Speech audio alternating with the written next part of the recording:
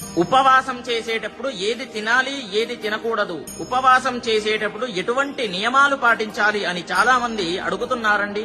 కాబట్టి వినండి, ఉపవాసం చేసేటప్పుడు చాలా మంది కూడా ఏది కూడా తినడం లేదు, తాగడం లేదు, నీళ్లు కూడా తాగడం లేదు. అలా కఠినంగా చేస్తున్నారు ఉపవాసం. అలా చేస్తే ప్రయోజనం ఉందా అని అంటే వినండి, పేషెంట్స్ కూడా అలానే ఉండిపోతున్నారు ఉపవాసం అనేటటువంటి పేరుతో. కాబట్టి వినండి, మీరు తినాలి. ఉపవాసం అనేటటువంటిది పాలు స్వీకరించండి, ఫ్రూట్స్ తినండి. ఇలా చేస్తే దాన్ని ఉపవాసం అంటారు. మీరు ఏది తినకుండా అలానే ఉండిపోతే దాన్ని ఉపవాసం అనరు, వేస్ట్, అది వృధా అవుతుంది. మీరు చేసుకున్న ప్రయోజనం అనేటటువంటిది ఉండదు అనే చెప్పాలి.